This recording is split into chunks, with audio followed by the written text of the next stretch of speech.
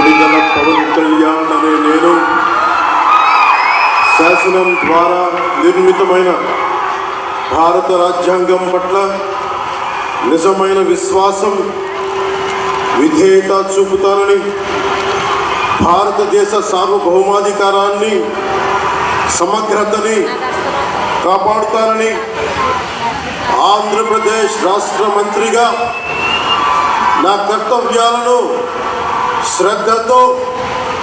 అంతఃకరణ శుద్ధితో నిర్వహిస్తానని, భయం కానీ